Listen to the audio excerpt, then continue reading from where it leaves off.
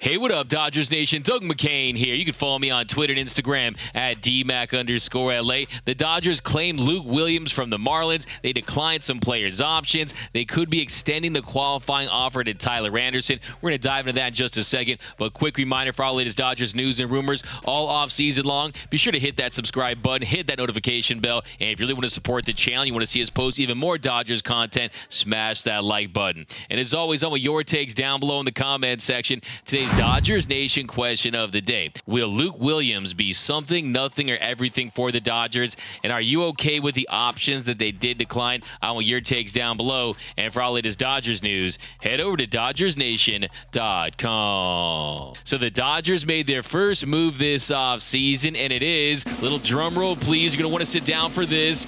They claimed Luke Williams from the Miami Marlins. Okay, that's not a big deal. That's nothing earth-shattering. That's not going to break the Dodgers Twitterverse, but here's everything you need to know about Luke Williams. Williams is from Southern California, grew up in Dana Point, and the 26-year-old utility man has played in 137 games at the big league level. Most recently with the Marlins last season, he played 71 games with Miami, 8 games with the Giants, and then before that in 2021, he played 58 games with the Philadelphia Phillies. In 137 games total, 244 plate appearances, he slashed 240, 299, 316 with a 615 OPS, 2 home runs, 9 doubles, 1 triple, and a 72 WRC plus. So with 100 being league average, his offensive production has been 28% below league average, and he also has a 29.7 strikeout rate. So a very high strikeout rate, and he is better against southpaws. Against lefties, he has a career 686 OPS with a 90 WRC plus. Now, when it comes to his strengths, it's definitely his speed and versatility. Last season, he was in the 87th percentile in sprint speed, and when you look at that versatility, he definitely has that in spades. For his career, he's played 4 games at first, 16 at second, 25 at third, 4 at shortstop, 25 in left, 13 in center, and 1 in right, and also has pinch hit on 26 different occasions. Now, he used an option year in 2022 and has 2 more option years remaining, and he's currently playing in the Dominican Winter Leagues for the Estrellas. So hopefully he improves on that strikeout rate and that plate discipline. But it's easy to see what the Dodgers like about him. They love the position of versatility. They like the fact that he's fast. They like the fact that he can give them some depth at the minor league level. And yes, it is a feel-good story, a Southern California kid playing for the Dodgers. But hey, so was Eddie Alvarez. That was a feel-good story until it didn't make Dodger fans feel very good when he was out there. So we'll see what he's got. We'll see if the Dodgers can work their magic on him. I don't anticipate him being this diamond in the rough Chris Taylor type or a Max Muncy type or someone that really figures things out and the light turns on with the Dodgers. But he is a very interesting depth play for LA. But it's going to be very interesting when you look at this roster and the roster crunch that they're going to be facing. You have the Rule 5 draft right around the corner. You can't be giving up too many of these spots. But when it comes to Luke Williams, the Dodgers, they have identified something in him that they like. But to me right now, it's nothing more than a high upside depth play at the moment. I don't think he's going to have a big impact on next year's team. Now, next, let's get into the options, starting with Hanser Alberto, because it's very interesting when you look at some of these similarities between Hanser Alberto and Luke Williams. Of course, Hanser has had more experience and success at the big league level, but he's the guy that was supposed to mash against left-handed pitching, and he didn't do that. He's the guy that was supposed to, at the very least, put his bat on the ball and hit for contact and put the ball in play, and he did not do that enough either. Look, when you look at his greatest highlights with the Dodgers, it's him in the dugout dancing or him on the mound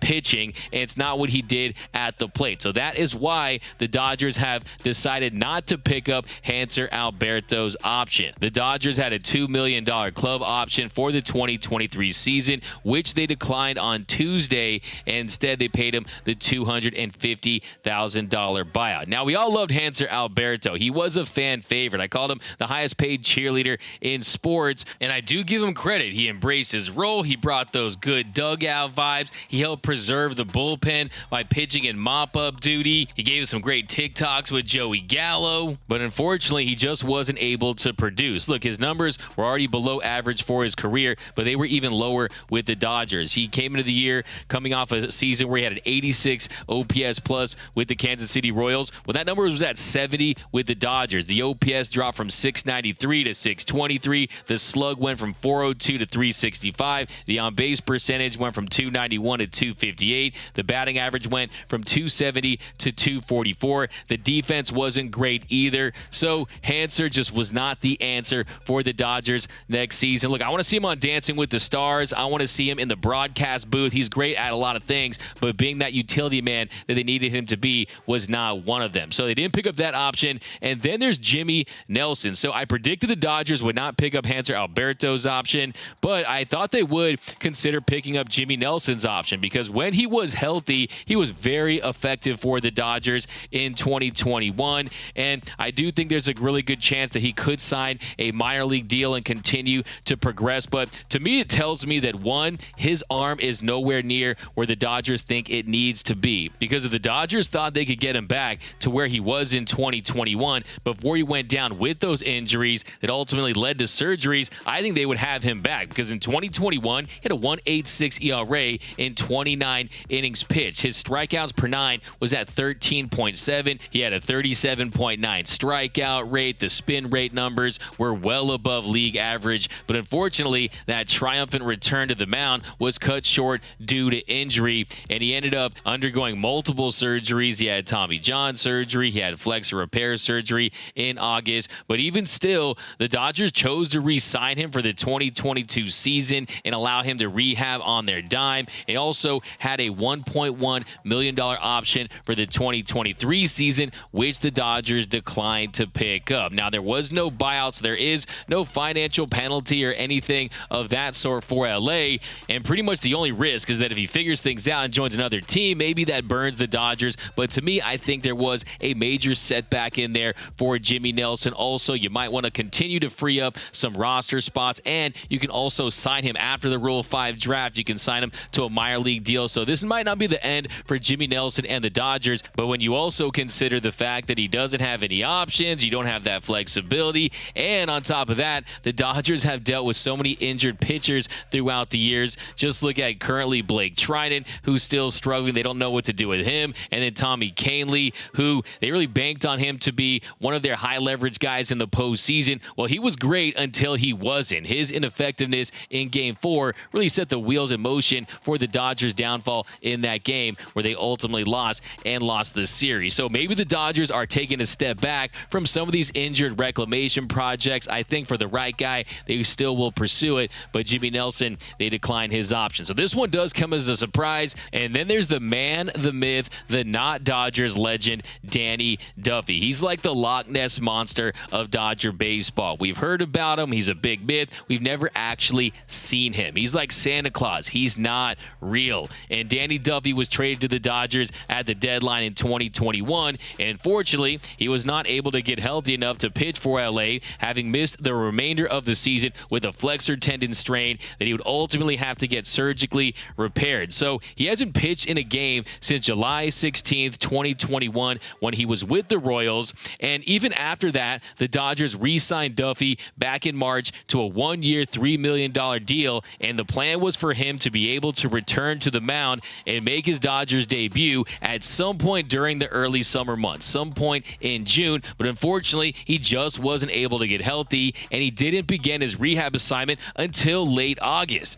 And even then, he wasn't pitching more than one inning in the Arizona Complex League, Low A Rancho, Cucamonga, and AAA OKC. So Danny Duffy joins Cole Hamels in the Dodgers that never were Hall of Fame. And we're going to take a minute here to really celebrate Duffy and watch his best moments with the Dodgers. Man, even Travis d'Arnaud thinks Danny Duffy's career with the Dodgers was short-lived. At least he played in a game. But no, it's no fault of his own. I'm sure he wanted to get right and get healthy. It just wasn't the case. And he's another option to sign a minor league contract with LA. And who knows, maybe he can figure things out. So I'm rooting for you, Duffy. I do kind of feel like I got sports catfished with you. But hey, I'm rooting for you. I hope at some point you can pitch for the Dodgers and realize your dream. And then lastly, got a quick little rumor here. And this is from John Heyman. Heyman tweeted, "Word is, good chance the Dodgers extend the $19.65 million qualifying offer to all-star pitcher